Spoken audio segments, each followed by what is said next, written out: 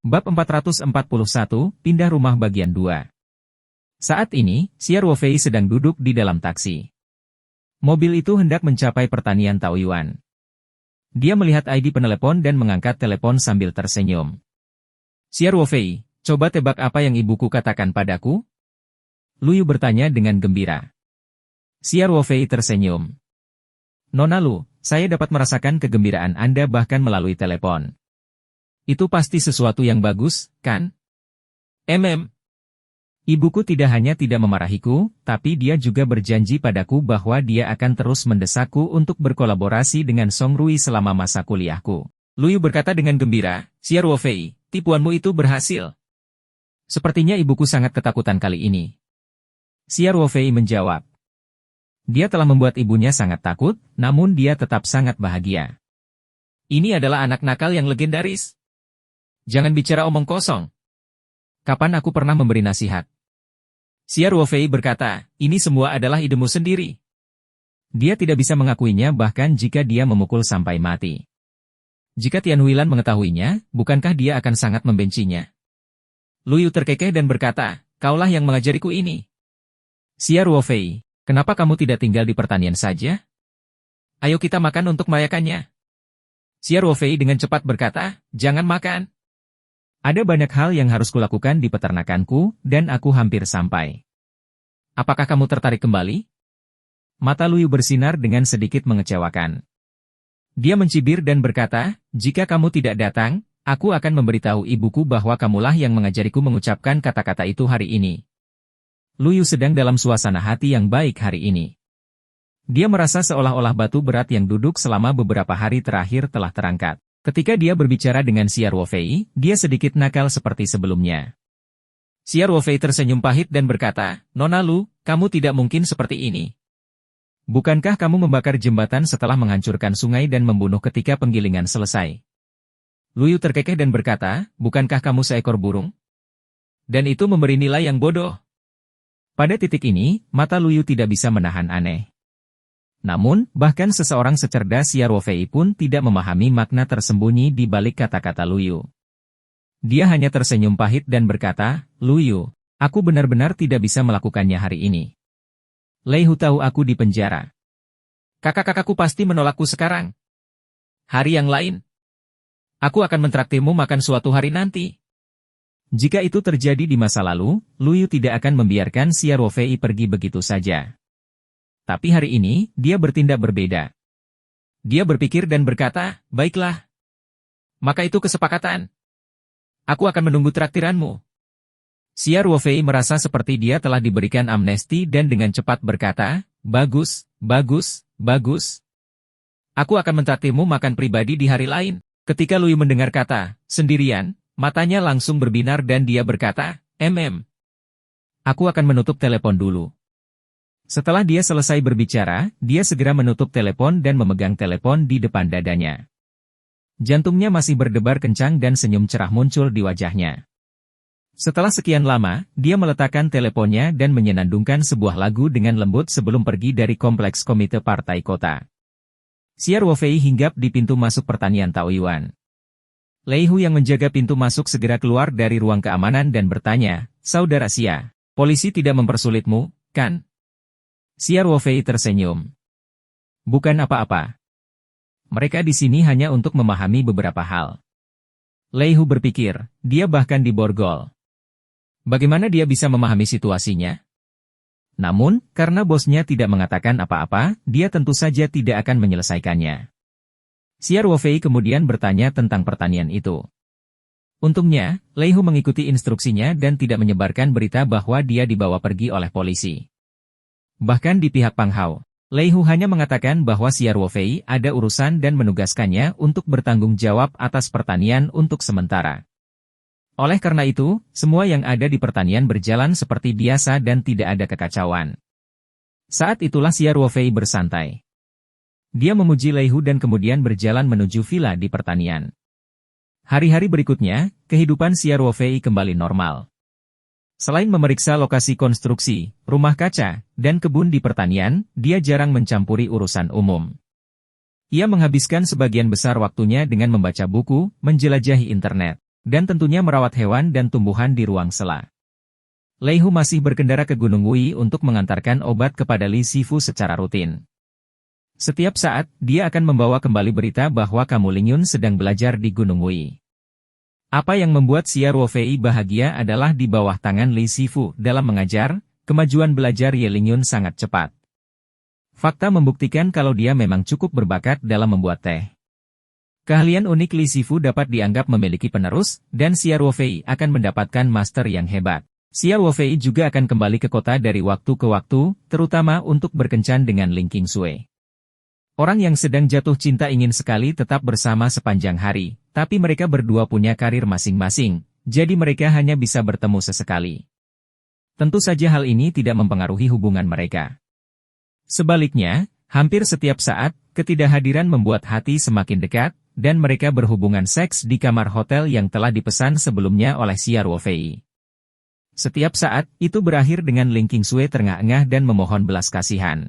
Sup penempa tubuh memperkuat Xia Ruofei dalam segala aspek, termasuk kemampuannya dalam aspek itu.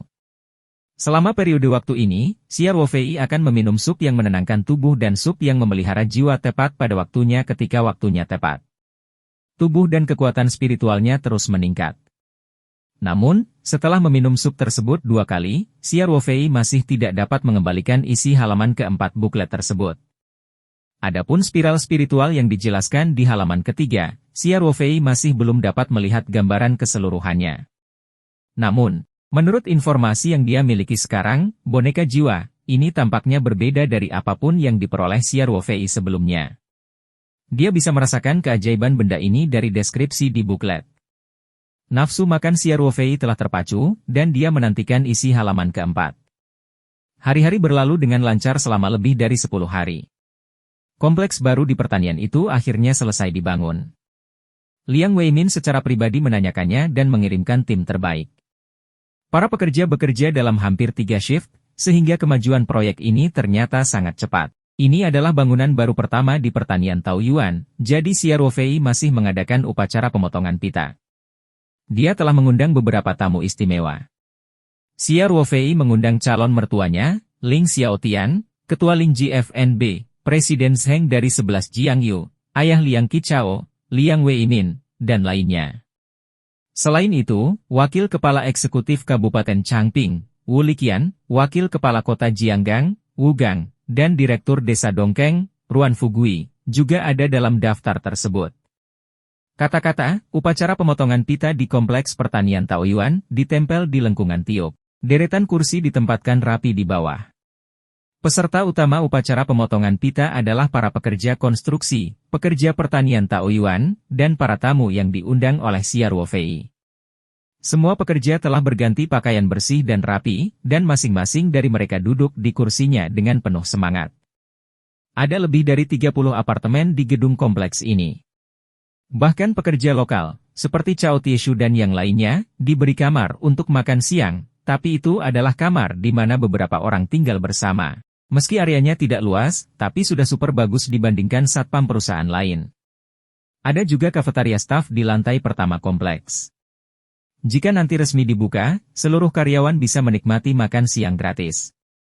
Ada banyak keranjang bunga di kedua sisi melengkung. Semuanya dikirim oleh Presiden Zheng, Ling Xiaotian, dan lainnya atas nama perusahaan masing-masing. Desa Dongkeng dan kota Jianggang juga sangat mendukung dan mengirimkan keranjang bunga. Xia Ruofei juga telah mengganti pakaian menjadi pengaturan yang disetrika dengan baik hari ini. Dia berdiri di depan gedung untuk menyambut para tamu secara pribadi. Saat Xia Ruofei sedang mencak-mencak Wu Gang dan Ruan Fugui, sebuah mobil Passat hitam melaju tanpa suara ke alun-alun kecil di depan gedung. Sebelum Xia Ruofei sempat bereaksi, mata Wu Gang sudah berbinar. Dia segera mendekati mereka bersama Ruan Fugui. Xia Ruofei melihat lebih dekat dan melihat Wu Liqian, yang mengenakan setelan bisnis berwarna krem, keluar dari mobil dengan senyuman di wajahnya. Saat ini, Wu Gang sudah berlari ke Wu Liqian.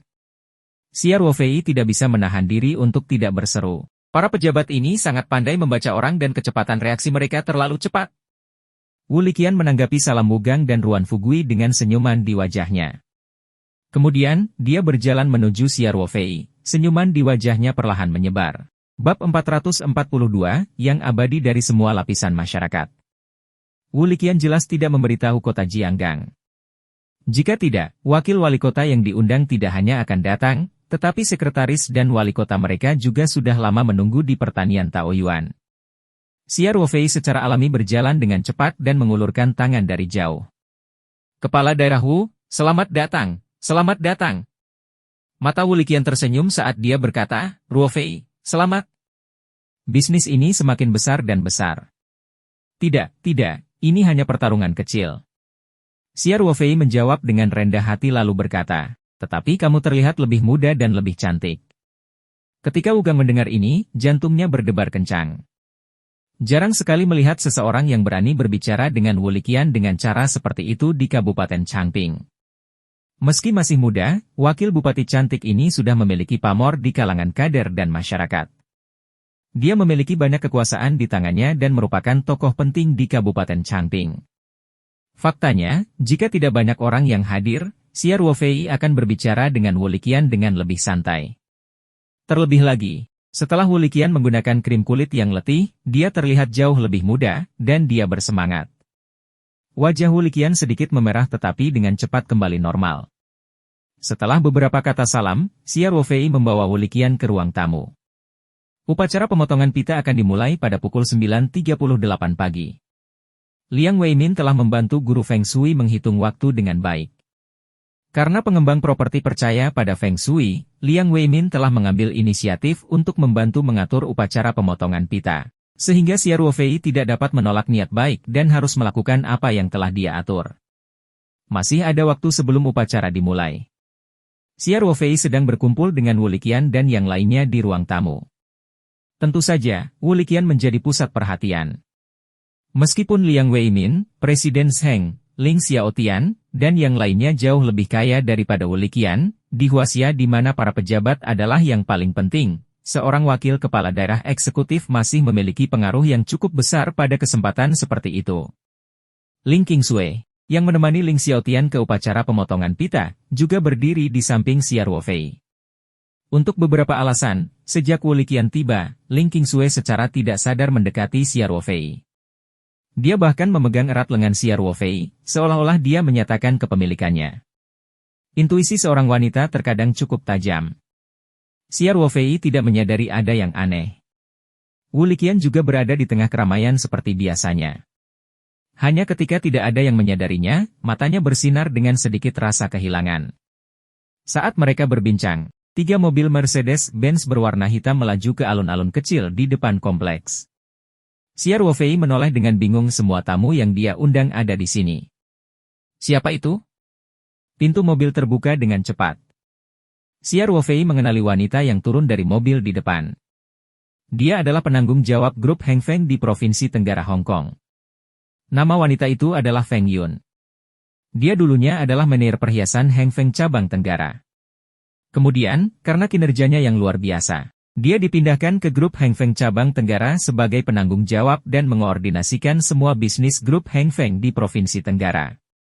Seorang pria parubaya berusia awal 40-an turun dari mobil lain. Dia juga mengenakan setelan jas yang dirancang dengan baik dan memiliki aura yang luar biasa. Namun, Xia Ruofei tidak mengenalinya. Sedangkan untuk mobil ketiga, diam-diam diparkir di tempat dan tidak ada yang keluar. Karena mereka adalah tamu, Xia Ruofei menyapa Wu Liqian dan yang lainnya dan menghampiri mereka sambil tersenyum. Feng Yun, yang turun lebih dulu dari mobil, berjalan ke arah Xia Ruofei dan berkata dengan ekspresi hormat, Tuan. Xia, saya telah dipercaya oleh Presiden MA di kantor pusat untuk memberi selamat kepada perusahaan Anda atas pesta pindah rumah Anda. Xia Ruofei tertegun sejenak. Dia merasa MA Siong sedang membuat gunung dari sarang tikus mondok. Dia hanya membangun sebuah bangunan di pertanian. Meskipun ini adalah gedung pertama perusahaan, masih terlalu berlebihan untuk menyebutnya pindah rumah. Namun, Xia Ruofei tetap tersenyum dan mengungkapkan rasa terima kasihnya. Feng Yun segera meminta pengemudi dan asistennya untuk membawa keranjang bunga besar itu ke lengkungan. Kemudian, dia mengeluarkan kotak hadiah indah dari tasnya dan menyerahkannya kepada Xia Ruofei. Dia tersenyum dan berkata, Tuan. Xia, ini hadiah kecil dari perusahaan kita. Anda terlalu baik, Ketua MA. Kata Xia Ruofei sambil mengambil kotak hadiah. Xia Ruofei membuka kotak itu dan melihat cincin jempol giok dan gelang giok. Kedua produk batu giok ini jelas terbuat dari bahan yang sama. Xia Ruofei telah melakukan kontak dengan begitu banyak bahan giok sehingga dia sudah terbiasa dengannya. Oleh karena itu, Xia Ruofei tidak bisa menahan diri untuk tidak berseru, Raja Hijau. Cincin dan gelang giok semuanya terbuat dari batu giok Imperial Green terbaik. Meski tidak setransparan jenis esnya, cincin dan gelang itu setidaknya bernilai ratusan ribu bahkan 1 juta. Hadiah ini terlalu mahal, kata Xia Ruofei sambil tersenyum pahit. Menir Feng, saya tidak berani menerimanya. Xia, ini adalah niat baik ketua, kata Feng Yun sambil tersenyum. Jika kamu tidak menerimanya, aku tidak akan berani mengambilnya kembali. Selain itu, ini adalah produk milik perusahaan kami, dan harganya tidak setinggi harga pasar. Grup Heng Feng memulai bisnis perhiasan. Kini, pengaruh perhiasan Heng Feng di dunia, khususnya di Tiongkok Raya, masih merupakan salah satu yang terbaik di industrinya. Bagi mereka, cincin jempol dan jade sebenarnya tidak membutuhkan biaya sebanyak itu. Bab 443 Dewa dari semua lapisan masyarakat. Xia, Feng Yun melanjutkan, ketua kami mengatakan bahwa gelang itu untuk pacarmu. Kamu tidak mungkin menolaknya juga, kan? Xia Ruofei tersenyum pahit. Menir Feng, mohon terima kasih kepada ketua MA atas nama saya. Aku akan menerima hadiahnya. Baiklah, katanya. Xia Ruofei memberi isyarat kepada Pang Hao untuk memimpin Feng Yun ke ruang tamu dan mengambil tempat duduknya. Kemudian, dia menoleh ke arah pria paruh baya yang baru saja turun dari Mercedes-Benz di belakang mereka. Ketika Xia Ruofei dan Feng Yun sedang berbicara, pria paruhbaya ini telah menunggu di samping sambil tersenyum dan tidak terlihat tidak sabar sama sekali. Sebelum Xia Ruofei sempat bertanya, pria paruhbaya itu memperkenalkan dirinya, "Halo, Tuan Xia. Saya perusahaan Shengbang Amerika Serikat di Tiongkok, Yoking." Xia Ruofei tertegun sejenak sebelum dia bereaksi. Bukankah Shengbang Corporation adalah perusahaan tang yang lebih tua di Amerika Serikat? Jadi, ini CEO Yo, senang bertemu dengan Anda. Xia Ruofei berkata sambil tersenyum. Yo King memiliki senyum hangat di wajahnya dan berkata, Tuan Xia, saya di sini hari ini atas nama pimpinan kantor pusat, Tuan Tang He, untuk memberi selamat kepada perusahaan Anda atas pesta pindah rumah Anda. Kata-kata ini tetap sama dengan apa yang dikatakan Feng Yun sebelumnya. Xia Ruofei menjawab. Mengapa tetua Tang, yang berada di seberang lautan, juga ikut bersenang-senang? Xia Ruofei tidak terkejut bahwa Tuan Tua Tang menerima berita itu. Liang Weimin adalah orang yang mengatur upacara pemotongan pita kian-kian. Tuan Tua Tang adalah paman Liang Weimin, jadi pasti dialah yang terjadi. Memikirkan hal ini, Xia Ruofei tiba-tiba teringat pada Liang Qichao. Dia telah mengikuti Tang Tua ke laut, tetapi dia bahkan sudah lama tidak meneleponnya. Dia tidak tahu apakah dia telah mendapatkan apa yang diinginkannya dan dikirim bekerja di Paradise Farm di Australia. Tentu saja, ini hanya memikirkan sekilas. Xia Ruofei segera tersenyum dan berkata kepada Yo King, penatua Tang terlalu sopan. Itu hanya kompleks kecil, sebenarnya tidak perlu. Saya benar-benar minta maaf merepotkan Anda untuk melakukan perjalanan secara pribadi. Manajer Umum Yo. Bangunan yang menelan biaya jutaan dolar ini memang bukan apa-apa di mata Tang He, orang super kaya dengan kekayaan bersih puluhan miliar dolar. Dia bisa membeli kapal pesiar atau villa dengan harga lebih dari ini. Tentu saja, Xia Ruofei juga tahu bahwa ini hanyalah cara penatua Tang mengungkapkan niat baik. Tidak ada masalah yang sama sekali. Ini adalah tugas yang diberikan secara pribadi oleh ketua Tang. Yo King terkekeh dan berkata, lagi pula, saya sudah lama mendengar tentang Tuan Xia. Kamu memang muda dan menjanjikan. Direktur Yo, kamu terlalu baik. Xia Ruofei berkata dengan rendah hati. Yo King juga membawa sekeranjang bunga besar. 2 asisten sudah membawa keranjang bunga ke lengkungan. Ini adalah praktik umum di Tiongkok. Bukan tentang berapa nilai keranjang bunga itu, tapi betapa pentingnya nama atau perusahaan di keranjang bunga itu.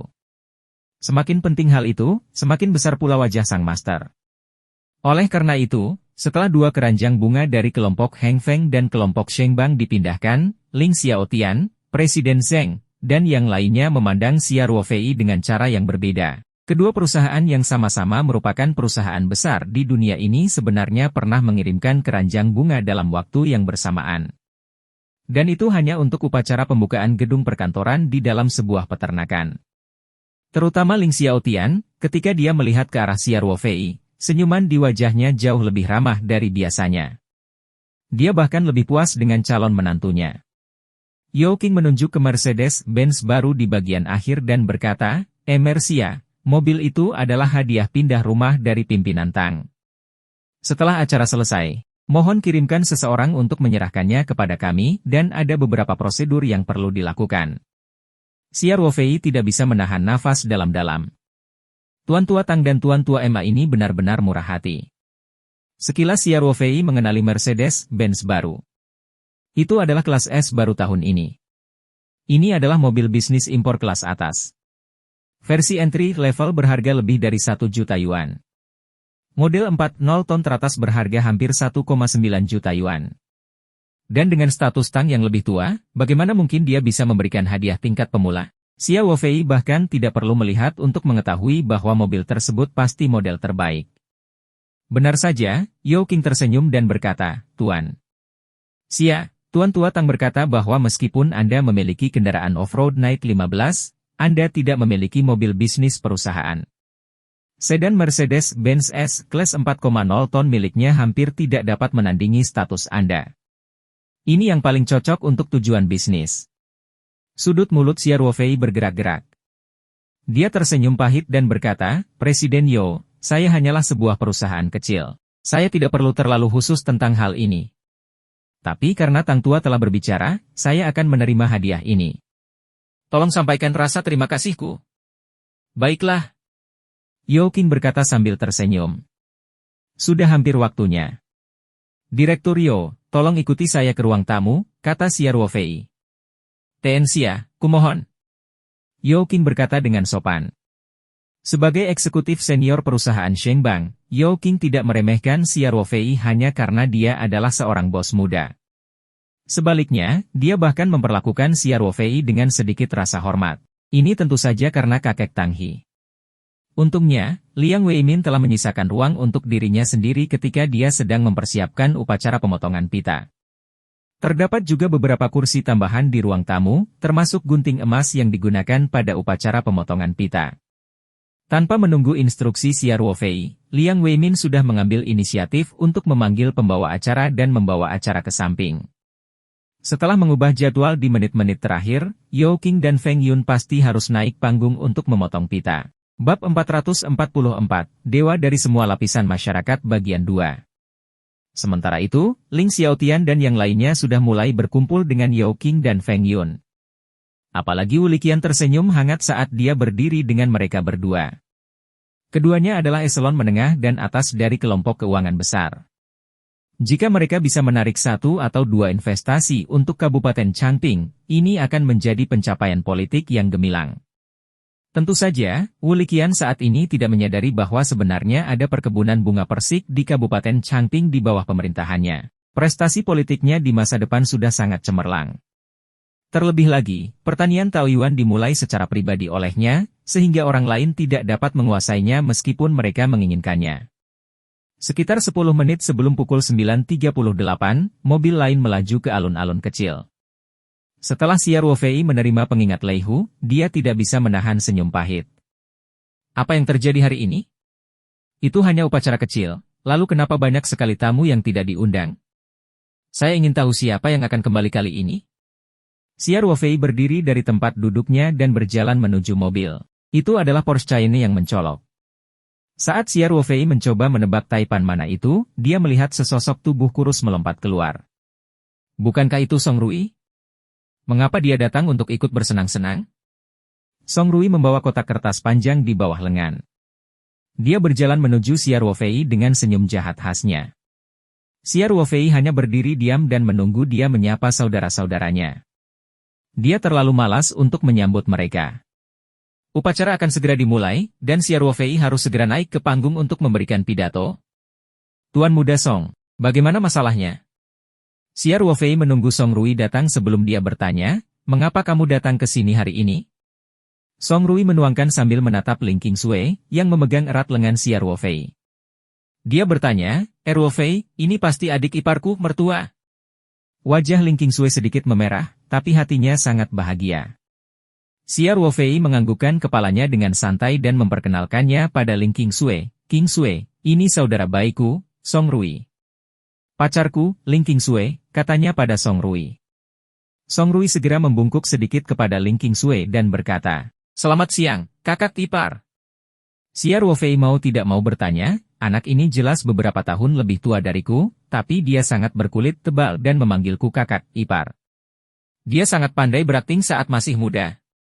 Senang bertemu denganmu, Song Rui. Ling Qingsui tersipu dan berkata, "Adik ipar, Ruofei dan saya adalah saudara yang baik.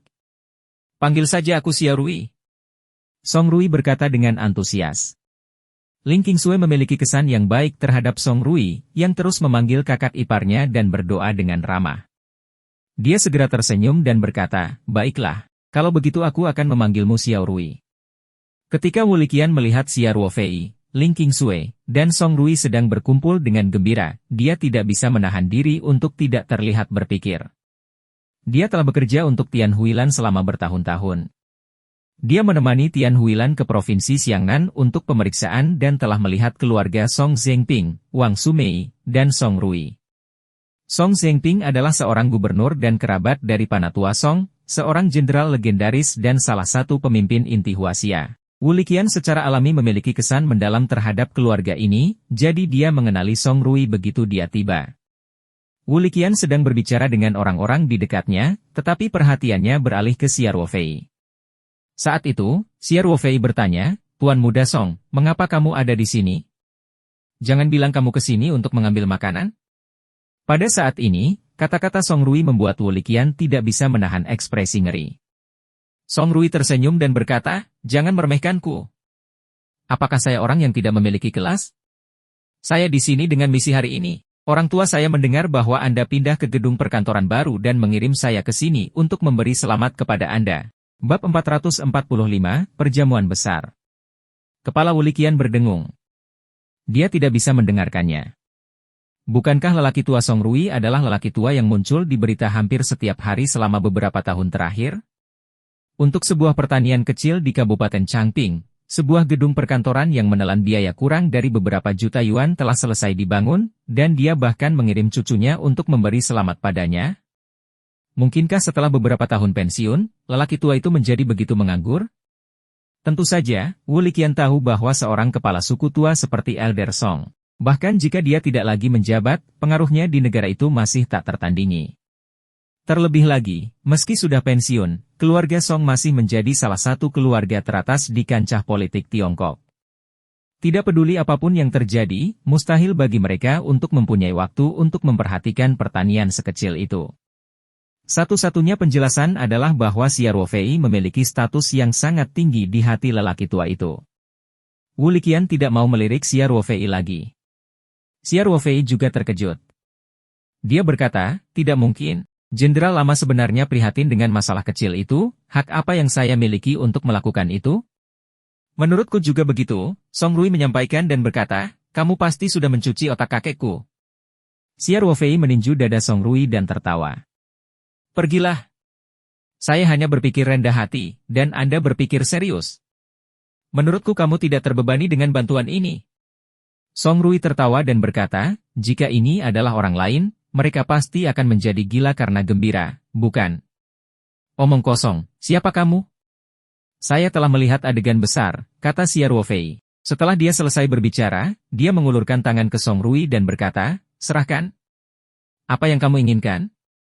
"Omong kosong. Sejak Kepala Biro mengirimmu ke sini, apakah dia akan membiarkanmu datang dengan tangan kosong?" Xia Ruofei berkata terus terang, "Karena kamu di sini untuk memberi selamat padaku, maka segera bawakan hadiahnya." "Kamu benar-benar tidak bisa menahan diri." Song Rui tersenyum pahit dan menyerahkan kotak kertas panjang itu kepada Xia Ruofei. "Ini adalah kaligrafi yang ditulis sendiri oleh tuan tua pagi ini. Anda beruntung." Nada bicara Song Rui masam. Karena Panatua Song jarang memberikan prasasti kepada orang lain, kaligrafinya sangat berharga. Apalagi Song Rui, sebagai cucu dari tetua Song, sudah beberapa kali memohon padanya namun gagal mendapatkan anak anumerta. Tentu saja, mungkin juga Peter Song mengetahui orang seperti apa cucunya, jadi dia tidak menulis surat untuknya dengan mudah. Namun juga, Song Rui sangat iri saat melihat Xia Ruofei mendapatkan kaligrafi Panatua Song dengan begitu mudah. Adapun Wu Liqian, yang telah memperhatikan situasi di sini, dia bahkan lebih terkejut setelah mendengarnya. Xia Ruofei merasa seolah-olah telah menemukan harta karun dan segera mengambil kotak kertas itu. Prasasti pribadi Elder Song tidak dilebih-lebihkan seperti jimat, tapi setidaknya memiliki arti yang signifikan. Pada saat ini, Liang Weimin datang untuk mengingatkan Xia Ruofei bahwa waktu yang baik telah tiba dan dia harus bersiap naik ke panggung untuk menyampaikan pidatonya. Dia mengatakannya seolah-olah Xia Ruofei adalah pengantin pria yang menunggu upacara pernikahan. Oleh karena itu, Xia Ruofei tidak punya waktu untuk memperkenalkan Song Rui kepada para pengusaha dan pejabat. Dia meminta Pang Ha mencarikan tempat duduk untuk Song Rui. Sedangkan untuk karya kaligrafi Panatua Song, Xia Ruofei menyerahkannya kepada Ling Qingsui dan berkata, "Qingsui, kamu harus membantuku merawatnya dengan baik. Benda ini terlalu berharga. Jangan khawatir. Aku akan tetap memegangnya." Ling Qingsui terkekeh. "Ya, jangan berikan kepada orang lain," kata Xia Ruofei. Setelah dia selesai berbicara, dia berjalan menuju panggung sementara di alun-alun kecil. Setelah 2 langkah, Xia Ruofei bergegas kembali dan mengeluarkan kotak hadiah dari grup Heng Feng dari sakunya. Xia Ruofei memasukkan kotak hadiah itu ke tangan Ling Qingsui dan berkata, "Ini adalah hadiah dari Tuan MA dari Hong Kong. Tolong simpan itu dengan baik untukku. Ada sepasang gelang di dalamnya untukmu. Buka dan lihat apakah Anda menyukainya." Ling Qingsui mengangguk. "Saya mengerti. Ruofei, kamu bisa pergi sekarang."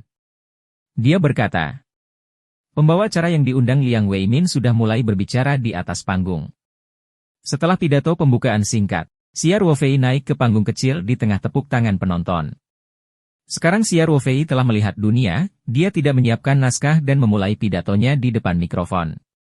Tentu saja isi pidatonya tidak lebih dari ucapan terima kasih kepada pemerintah daerah atas dukungannya, ucapan terima kasih kepada para petinggi, ucapan terima kasih kepada mitra usaha, dan sebagainya. Pada akhirnya, Xia Ruofei juga mengumumkan bahwa gelombang pertama karyawan asing dari Paradise Corporation akan dialokasikan 1 apartemen di gedung serbaguna. Jika karyawan tersebut menikah dan membawa anggota keluarganya, mereka dapat mengajukan permohonan untuk pindah ke apartemen 2 kamar tidur. Xia Ruofei secara khusus telah memesan lebih dari 10 apartemen dengan 2 kamar tidur. Selain 5 untuk menjamu tamu, 10 sisanya diperuntukkan bagi karyawan. Setelah itu, Xia Ruofei juga mengumumkan beberapa sistem insentif. Misalnya, mereka yang dipromosikan ke level supervisor akan mendapat perlakuan yang lebih baik dalam hal perumahan. Kenyataannya, pada tahap pertanian Taoyuan saat ini, satu-satunya pengawas adalah Cao Tieshu dan Lei Hu. Pang Hao dan Ye Lingyun dianggap berada di level menengah perusahaan, dan posisi mereka sedikit lebih tinggi daripada Cao Tieshu dan yang lainnya. Tentu saja, Xia Ruofei juga mengumumkan bahwa perusahaan akan merekrut beberapa petugas kebersihan dan koki. Selain itu, dia akan merekrut sejumlah pekerja pertanian baru dan memperluas tim keamanan. Peternakan akan menyediakan makan siang gratis untuk para karyawan, dan kafetaria perusahaan akan menyediakan sarapan dan makan malam. Para karyawan dapat menggunakan kartu kredit mereka untuk membayar makanan mereka, jadi tentu saja harga makanan akan jauh lebih murah daripada di luar negeri. Ketika karyawan pertanian Taoyuan mendengar ini, mereka menyeringai. Pada saat yang sama, ketika mereka mendengar bahwa Xia Ruofei ingin terus merekrut, pikiran mereka mulai melayang. Perawatan di peternakan Taoyuan bisa dikatakan kelas 1 di daerah sekitarnya. Itu bahkan lebih baik daripada beberapa perusahaan di kota. Mengenai perlakuan terhadap pabrik-pabrik di kabupaten dan kota tidak setingkat dengan perlakuan terhadap perusahaan Taoyuan. Bab 446, Perjamuan Besar Bagian 2. Selain gaji, perusahaan juga menawarkan berbagai tunjangan seperti asuransi, tunjangan lembur, dan lain sebagainya. Cao Tieshu dan yang lainnya berjalan mengelilingi desa dengan kepala terangkat tinggi. Mereka semua merasa bangga dan penduduk desa merasa iri pada mereka. Sekarang setelah perusahaan merekrut lagi, Cao Tieshu dan yang lainnya ingin segera mengirimkan berita itu kembali ke Yingluo. Semua orang adalah penduduk lokal, jadi siapa yang tidak punya saudara atau teman? Ini adalah informasi orang dalam. Jika kerabat dan teman seseorang bisa memilih lebih maju dari yang lain, mereka mungkin lebih unggul. Para pekerja konstruksi yang menghadiri upacara pemotongan pita bersama mereka sangat iri pada Yingluo dan pekerja lainnya di lokasi konstruksi. Mereka kotor dan lelah. Banyak dari mereka bahkan tidak diperlakukan sebaik pekerja pertanian. Pidato Xiao Fei tidak panjang, dan sudah waktunya memotong pita. Awalnya, Xiao Fei telah mengatur agar Wu Liqian, Liang Weimin, Ling Xiaotian, Presiden Zheng, dan dirinya sendiri untuk berada di sana dengan total 5 orang. Sekarang, dengan tambahan Feng Yun dan Yao Qing, tamu memotong pita menjadi 7 orang. Untung saja pihak penanggung jawab upacara juga telah menyiapkan cadangan gunting emas, piring, dan lain sebagainya. Mereka baru saja memanjangkan kain sutra merah untuk sementara dan membuat 2 bunga sutra lagi. Kemudian, mereka juga menarik kedua gadis yang bertugas menyambut tamu untuk bertindak sebagai wanita etiket. Xiao Fei dan yang lainnya memotong sutra merah pada saat yang bersamaan. Sutra merah itu dibagi beberapa menjadi bagian. Di setiap nampan ada bunga sutra merah yang membawa keberuntungan. Kemudian, Lei Hu dan orang lain di bawah panggung membagi pekerjaan menurut pembagian kerjanya. Beberapa membuka bunganya, dan beberapa pergi ke sisi alun-alun lain untuk menyalakan petasan. Upacara potong pita pun berakhir dengan meriah. Setelah itu, para pekerja yang ada untuk mengisi nomor tersebut dihentikan. Para tamu, ditemani oleh Xiao Fei, mulai berkeliling kompleks. Lantai pertama gedung ini terutama digunakan untuk keamanan, pengawasan, kantin, penyimpanan, dan beberapa kantor administrasi. Lantai 2 sebagian besar merupakan ruang kantor, termasuk kantor ketua, kantor keuangan, dan tempat penting lainnya. Gedung ini cukup berbeda dengan gedung perkantoran di kota. Itu memakan area yang luas dan setiap lantai luas. Xiao Fei sudah terbiasa menjadi bos, jadi dia tidak membuang-buang waktu menyiapkan seluruh lantai kantor super besar di sini. Lantai 3 hingga 6 semuanya merupakan kamar asrama. Ada apartemen tunggal, apartemen 2 kamar tidur, dan kamar cadangan. Ada total 5 suite yang digunakan sebagai wisma, 10 apartemen 2 kamar tidur, dan lebih dari 30 apartemen single. Itu sudah cukup untuk perkebunan bunga persik saat ini. Adapun perkembangan perusahaan di masa depan, tidak masalah. Kantor pusat perusahaan pasti tidak akan berada di pedesaan terpencil ini untuk waktu yang lama. Kini, setelah reputasi Paradise Corporation semakin berkembang, ke depan perlu dibentuk Departemen Sumber Daya Manusia, Logistik Administrasi, Keuangan, dan lainnya. Kantor pusat perusahaan pasti akan dipindahkan ke gedung perkantoran di kota. Kalau tidak, itu tidak akan sesuai dengan citra perusahaan besar. Tempat ini terutama bertanggung jawab atas pengoperasian pangkalan pertanian, jadi apartemen karyawan ini sudah pasti cukup. Selain itu, Xiao Fei hanya perlu memastikan bahwa beberapa karyawan pertama memiliki kamar untuk ditinggali. Jika rekrutan baru tidak memiliki kamar, biarlah. Insentif hanya akan ada jika ada perbedaan. Xiao Fei telah banyak membantu Liang Weimin terakhir kali, jadi dia berusaha keras dalam proyek ini. Dia tidak hanya meminta Manager Li untuk mengawasi proyek tersebut, tetapi dia juga datang beberapa kali untuk mengawasi kemajuannya. Dapat dikatakan bahwa Liang Weimin tidak memperoleh 1 sen pun dari proyek ini. Kalau biaya yang sama berdasarkan harga pasar, paling banyak hanya bisa membangun 4-5 lantai. Terlebih lagi, dekorasi interiornya semuanya terbuat dari bahan berkualitas tinggi dengan rasio harga kinerja yang bagus. Mereka ramah lingkungan, tahan lama, dan tidak membuang-buang uang. Semua orang melihat sekeliling, dan mereka yang mengetahui tali itu diam-diam takjub. Bahkan mereka yang tidak tahu banyak tentang pertanian pun berseru bahwa tunjangan yang diberikan kepada karyawan pertanian terlalu bagus. Kondisinya terlalu nyaman. Faktanya, pertanian Taoyuan milik Xiao Fei berbeda dari pertanian biasa. Harga bahan bakunya sama dengan pertanian biasa, dan tidak menggunakan pupuk kimia. Biaya pengeluarannya sangat rendah, dan harga hasil pertanian beberapa kali lipat bahkan puluhan kali lipat dari harga pasar. Itu menghasilkan keuntungan besar. Itu sebabnya Xiao Fei tidak keberatan memberikan gaji dan tunjangan yang lebih tinggi kepada karyawannya. Ia merasa pantas menggunakan upaya terbatas ini sebagai imbalan atas kesetiaan karyawannya. Dia tidak bodoh. Meski harga tanahnya sedikit lebih mahal dari harga pasar, Xia Ruofei tak segan-segan memutuskan untuk menyewa tanah di desa Dongkeng. Jika peternakan lain menghabiskan uang sebanyak Xia Ruofei, mereka akan tutup kapan saja. Setelah tur, Xia Ruofei memimpin para tamu ke kafetaria staf yang baru dibangun. Di Tiongkok, ketika orang datang untuk mendukung Anda, sebagai tuan rumah, Anda tentu harus memperlakukan mereka dengan baik.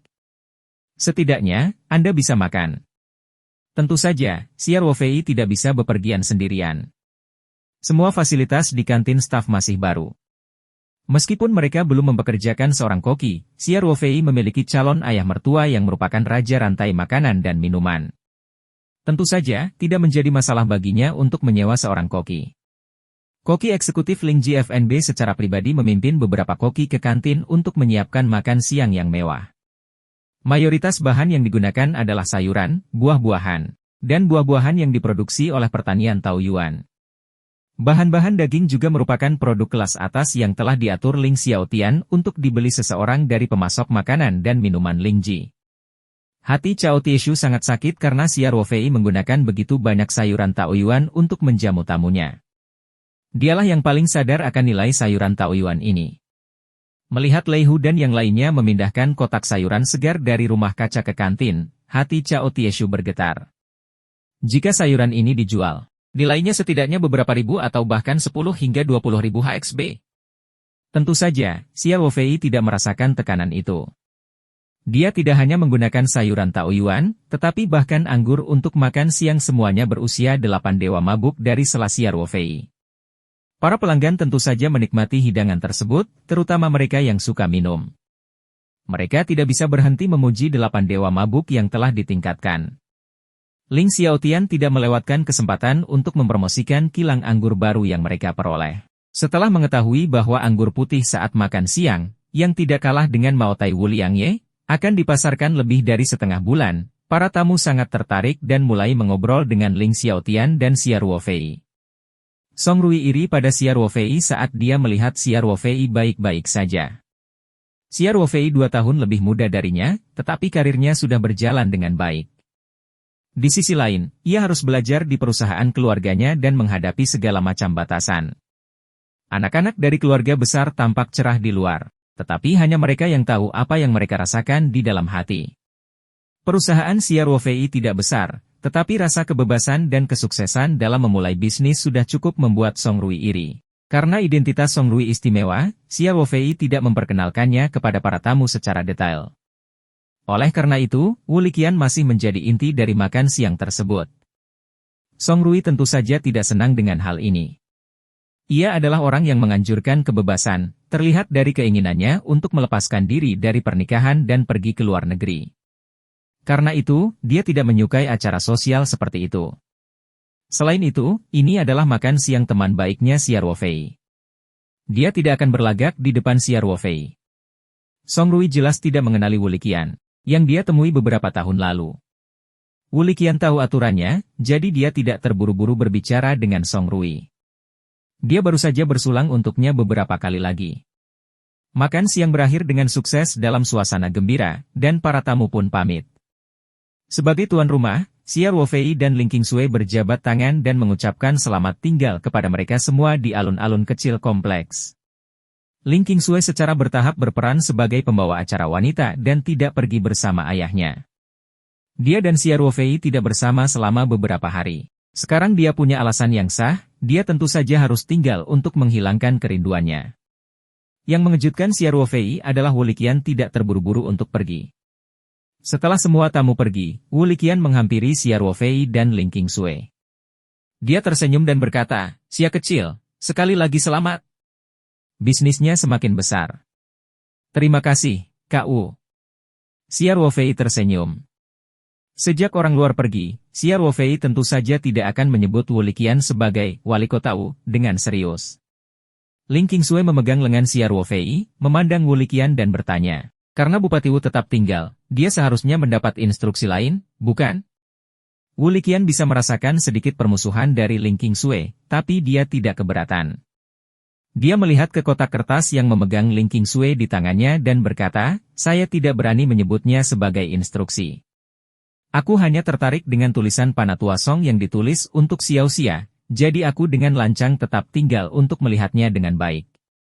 Kemudian, Wu Liqian melirik ke arah Xia Ruofei dan bertanya, Xiao Xia, saya tidak tahu apakah permintaan saya ini agak mendadak. Bab 447, Hadiah Besar Panatua Song. Kau, jadi kamu tahu Song Rui? Xia Ruofei terkejut. Xia Ruofei tidak memperkenalkan Song Rui kepada para tamu selama acara. Para tamu mengira Song Rui hanyalah saudara laki-laki Xia Ruofei dari keluarga kaya. Dia tidak menyangka Wu Liqian mengenali Song Rui. Wu Liqian tersenyum. Saya pergi ke Provinsi Hunan bersama Sekretaris Tian di tahun-tahun awal saya. Saya pernah bertemu dengan keluarga hakim kepala provinsi, Song Jin. Tapi aku yakin kamu tidak mengingatku lagi. Xia Ruofei tiba-tiba menyadari bahwa identitas Song Rui di Provinsi Xiangnan adalah putra tertinggi orang kaya dan berkuasa. Terus terang, bahkan putra sekretaris Xiangnan pun tidak begitu mengesankan seperti dia. Bagaimanapun, dia adalah putra dan cucu tertua dari keluarga penyanyi. Oleh karena itu, Song Rui mengadakan acara sosial yang tak terhitung jumlahnya sepanjang tahun. Dia hanya pernah makan dengan Wu Liqian sekali, jadi wajar jika dia tidak mengingatnya. Sebelum upacara dimulai, saya tidak sengaja mendengar percakapan Anda, lanjut Wu Liqian. Saya tahu bahwa lukisan ini dibuat khusus oleh Panatua Song untuk Anda. Saya jadi penasaran dan ingin melihatnya. Kali ini giliran Ling Qingsui yang bingung. Kepala daerah Wu, Panatua Song yang kamu sebutkan. Kamu harus bertanya pada pacarmu. Wu Liqian berkata sambil tersenyum. Dia mengenal pemimpin yang begitu kuat, tapi dia tidak melapor padamu. Ini tidak seharusnya terjadi. Wu Liqian melirik Xia Ruofei dengan setengah senyum dan Xia Ruofei hanya bisa tertawa canggung. Ling Qingsui secara tidak sadar memusuhi Wu Liqian pada awalnya, tetapi setelah beberapa kata, permusuhan itu berangsur-angsur menghilang, terutama setelah lelucon Wu Liqian. Ling Qingsui sangat senang. Ling Qingsui tersenyum pada Wu Liqian dan berkata, Kepala daerah Wu, dia tidak pernah memberitahuku hal-hal ini. Kenapa kamu tidak memberitahuku? Kepala biro manakah Panatua Song ini? Qingsui, apakah kamu menonton berita beberapa tahun yang lalu? Wu Liqian bertanya. Ling Qingsui tertegun sejenak sebelum dia mengangguk dan berkata, saya melakukannya sesekali. Hanya segelintir orang di Tiongkok yang belum pernah menonton siaran berita tersebut. Meski banyak orang yang tidak memiliki kebiasaan menontonnya tepat waktu setiap hari, mereka pasti melihatnya di kesempatan yang berbeda.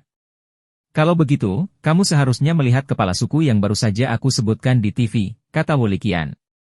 Ling Qingsui juga seorang gadis yang cerdas. Karena dia kadang-kadang melihat ketua itu di berita, itu pasti salah satu dari beberapa ketua teratas di inti. Hanya ada selusin kepala dalam kepemimpinan inti dalam 2 periode, dan hanya satu dari mereka yang memiliki nama keluarga Song. Pikiran Ling Qingsui berpacu, dan dia membuka mulutnya lebar-lebar karena terkejut. Mungkinkah itu Song? Berhentilah menebak, itu dia. Xia Ruofei tersenyum pahit dan berkata, Panatua Song telah pulih di kota Sanshan. Saya sudah bertemu dengannya beberapa kali. Wu Liqian berpikir, tidak sesederhana hanya bertemu dengannya beberapa kali. Panatua Song tidak akan secara pribadi menulis prasasti untuk seorang pemuda yang baru dia temui beberapa kali. Namun, Wu Liqian tentu saja tidak akan mengungkapkannya, dan Ling Qingsui tidak menganggap ada yang salah dengan kata-katanya. Lagi pula, dia tidak tahu betapa berharganya prasasti Panatua Song itu. Tapi itu adalah ketua hakim distrik pusat. Bertemu beberapa kali sudah merupakan hal yang sangat luar biasa. Selain itu, kepala suku bahkan telah menulis prasasti untuk Xia Ruofei. Ling Qingsui merasa bangga pada pacarnya. Asal mula debut chapter ini dapat ditelusuri ke NOVEL-BIN. Pada saat yang sama, dia tanpa sadar memegang kotak kertas itu lebih erat. Ling Qingsui kemudian memikirkan masalah lain dan mau tidak mau bertanya, Ruofei, apakah ini berarti Song Rui? Ling Qingsui merasa seperti sedang bermimpi. Usia mental Song Rui mungkin lebih muda dari usia Xia Ruofei, dan dia tidak sombong sama sekali. Dia selalu tersenyum dan sopan kepada orang-orang. Ia tak percaya pemuda yang baru saja menelepon kakak iparnya itu mempunyai identitas yang begitu menonjol. Faktanya, Ling Qingsui belum pernah melihat sisi lain dari Song Rui. Dia hanya menyembunyikan sisi nakalnya karena Xia Ruofei. Bagaimanapun, itu adalah upacara pemotongan pita untuk gedung perusahaan baru Xia Ruofei. Faktanya, Song Rui cukup terkenal di kalangan murid merah di ibu kota. Dia hanyalah anak nakal yang tidak tahu bagaimana bergaul. Dia adalah cucu dari tetua Song. Xia Ruofei berkata dengan santai dan kemudian dengan bercanda berkata, jangan terlihat seperti itu. Sebenarnya, cucu ini adalah orang yang cukup baik. Ling Qingsui dan Wu Liqian tidak bisa menahan tawa. Ling Qingsui memutar matanya ke arah Xia Ruofei dan berkata, mengapa kata-katamu terdengar sangat buruk? Dia adalah cucu dari Panatua Song. Xia Ruofei mengangkat bahu dengan polos. Saya tidak mengatakan bahwa dia adalah cucu saya. Wu Liqian tertawa terbahak-bahak hingga dia hampir tidak bisa berdiri tegak. Ling Qingsui mau tidak mau diam-diam mencubit Xia Ruofei dan berkata, bagaimana kamu bisa begitu jahat? Song Rui akan sangat marah jika dia mendengar ini. Dia adalah cucu dari tetua Song. Xia Ruofei berkata dengan serius. Kemudian, dia memandang Ling Qingsui sambil menyeringai dan berkata, lagi pula, aku bahkan tidak punya anak laki-laki. Bagaimana dia bisa memiliki cucu yang begitu tua? Kaulah yang memikirkan hal itu. Ling Qingsui tersipu dan berkata, saya tahu kamu pandai berbicara. Aku tidak mau repot-repot berbicara denganmu. Wu Liqian tidak tahan lagi. Dia berkata, baiklah, baiklah. Jika kalian berdua ingin menggoda, tidak bisakah kalian menunggu sampai aku pergi? Mengapa kamu tidak menganggap perasaanku sebagai satu orang? Bab 448, Hadiah Besar Panatua Song Bagian 2. Ling Qingsui tersipu. Kau, ini semua salah orang itu. Dia sangat jahat. Dia berkata. Prasangka Ling Qingsui terhadap Wu Liqian telah lama hilang. Tentu saja, dia juga memanggil Wu Liqian, kakakku, seperti Xia Ruofei. Xia, aku sudah menunggu lama sekali, kata Wu Liqian sambil tersenyum. Sudah waktunya aku melihat kaligrafi Panatua Song, kan? Ya, Ling Qingsui segera berkata. Mari kita buka dan lihat apa yang ditulis oleh kepala suku untuk Anda. Xia Ruofei tersenyum pahit. Kita tidak bisa melakukannya di sini. Kalau kamu tidak sengaja merusaknya. Ayo pergi ke kantor. Pengguntingan pita bangunan telah selesai, namun relokasi masih berlangsung. Padahal, bidang utamanya adalah keamanan dan keuangan. Kerangka kerja perusahaan belum ditetapkan, dan belum ada tim administratif yang besar. Namun, kantor ketua Xia Ruofei segera dirapikan, jadi dia membawa Ling Qingsui dan Wu Liqian ke kantor di lantai 2. Meskipun Xia Ruofei tidak ingin boros dan boros, luas kantornya masih lebih dari 80 meter persegi. Itu memiliki ruang tunggu, dan kantor sekretaris. Tentu saja, Xia Ruofei tidak memerlukan sekretaris penuh waktu sekarang, jadi kantornya kosong. Dekorasi kantor terbuat dari bahan terbaik, namun masih tercium sedikit aroma dekorasi. Dia hanya bisa membuka jendela untuk membiarkan udara masuk, dan semuanya akan baik-baik saja setelah beberapa saat. Untungnya, Xia Ruofei tidak memiliki kesadaran untuk bekerja dalam waktu yang lama. Dia terbiasa menjadi penjaga toko yang lepas tangan. Hari ini, dia hanya datang ke kantor ini untuk mencari tempat mengamati kaligrafi Panatua Song yang berharga. Setelah mereka bertiga memasuki rumah, Xia Ruofei mengambil kotak kertas dari Ling Qingsui dan membukanya. Ada 2 lembar kertas nasi yang digulung di dalamnya. Xia Ruofei mengeluarkan selembar kertas yang lebih besar dan menekan salah satu titik pada pemberat kertas di mejanya. Kemudian, dia dengan hati-hati dan perlahan membuka lipatannya. Kaligrafi Panatua Song perlahan-lahan terungkap kepada semua orang. Hatiku jauh dariku. Ini adalah kalimat terkenal dari Asal-Usul Bunga Persik, karya Tao Yuan Ming, yang cocok untuk perusahaan Tao Yuan. Terlebih lagi, tanda tangan dan stempel Song Sulung tidak hilang dari kaligrafi ini. Itu adalah prasasti yang lengkap. Nilai ini tinggi. Yang mengejutkan Xia Ruofei, tulisan tangan Elder Song sangat elegan dan tidak memiliki aura pembunuh seperti seorang pria dari militer. Namun, orang samar-samar masih bisa merasakan jejak konsepsi artistik tombak emas dan kuda besi di sela-sela sapuannya. Faktanya, karya awal Elder Song adalah kait perak dan gambar besi, dan kekuatannya menembus bagian belakang kertas. Orang-orang yang mengetahui industri ini dapat langsung mengetahui bahwa ini adalah karya seorang jenderal hebat. Namun, seiring dengan meningkatnya status Song Sulung, gaya kaligrafinya berangsur-angsur berubah. Dia tidak lagi memamerkan kemampuannya dan menjadi artis yang menunggu waktu. Namun kali ini, Panatua Song pernah mengalami penyakit yang serius, dan sepertinya persepsinya tentang kehidupan juga mengalami perubahan besar. Kaligrafinya juga menjadi lebih seperti dunia lain. Selain itu, kali ini, ia sedang menulis kalimat terkenal seperti, asal-usul buah persik, yang menonjolkan gaya kaligrafi terbaiknya. Xia Ruofei juga memperhatikan bahwa kata-kata, untuk teman mudaku Ruofei, tertulis di akhir kaligrafi. Jika ini adalah karya seorang kaligrafer terkenal, setelah ditandai sebagai hadiah kepada seseorang, dapat menyebabkan nilai pasar dari karya tersebut menurun. Alasannya sederhana. Orang yang mempunyai uang untuk membeli barang koleksi kemungkinan besar tidak akan mau membeli sebuah karya yang ditulis sebagai hadiah kepada orang lain, apalagi digantung di rumah. Namun, prasasti Panatua Song justru sebaliknya.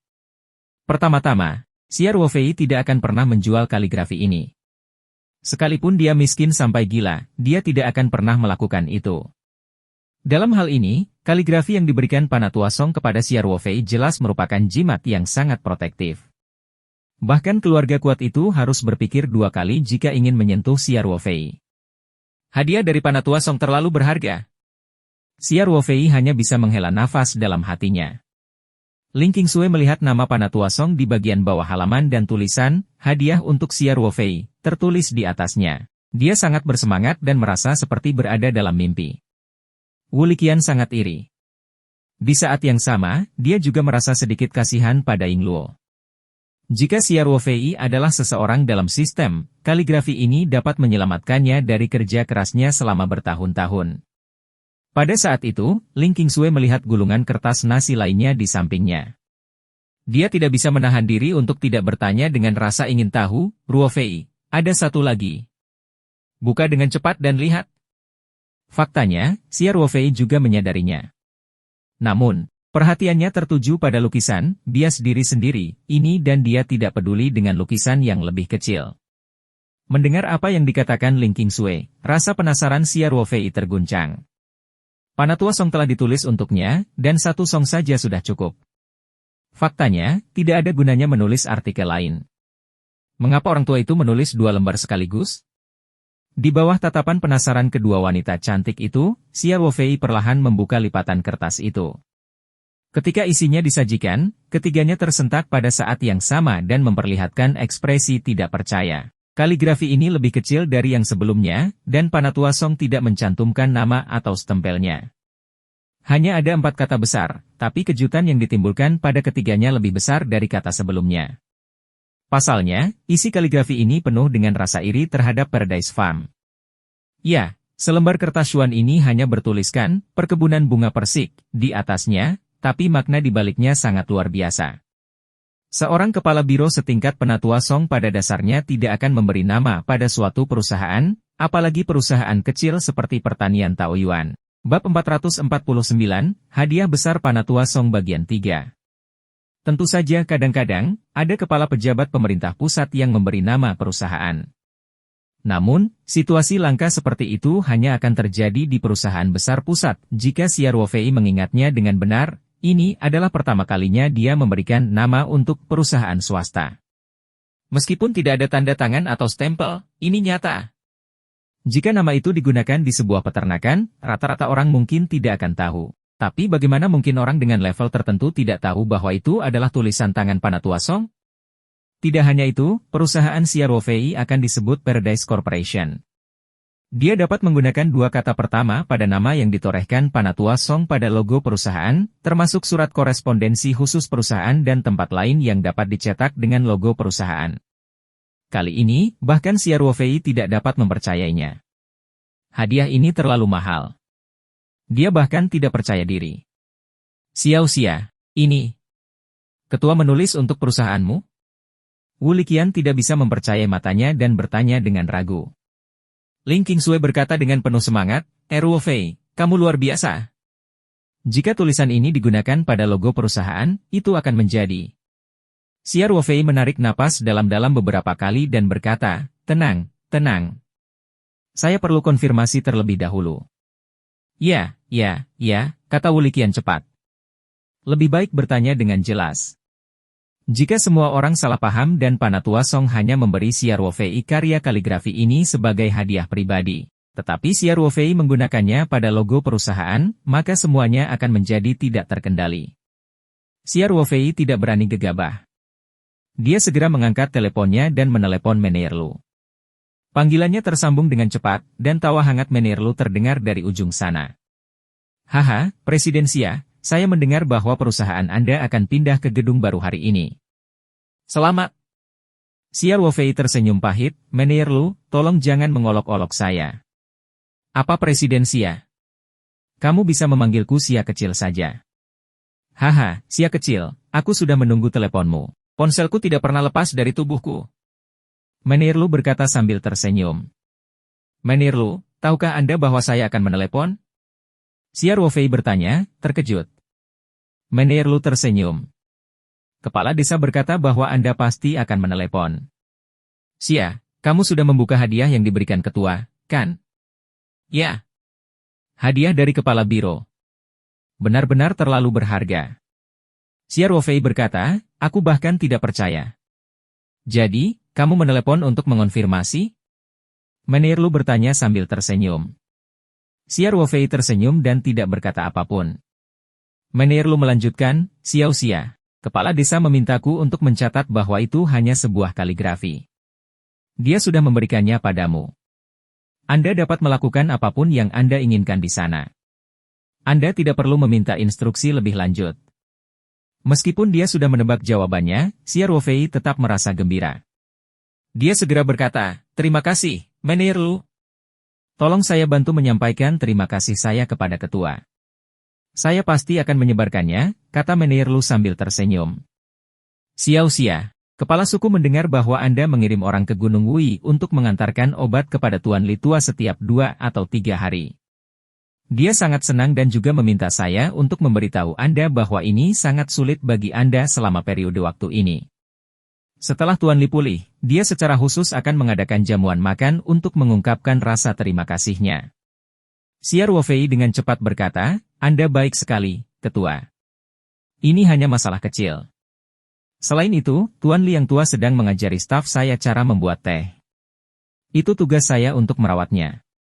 Hahaha. Itu yang kamu katakan, tapi satu-satunya yang bisa mendapatkan permajaan seperti itu adalah kamu, Xia kecil. Meneerlu tertawa. Ketika dia berbicara dengan Xia Ruofei, dia sama sekali tidak bermaksud seperti wakil direktur.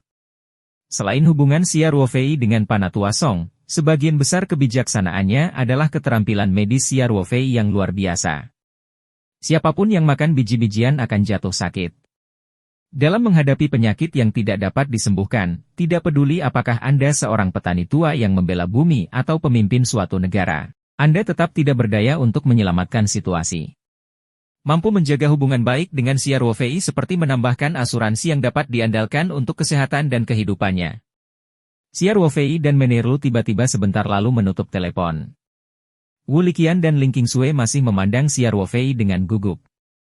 Xia Ruofei berkemah dan berkata, tebakan kami benar.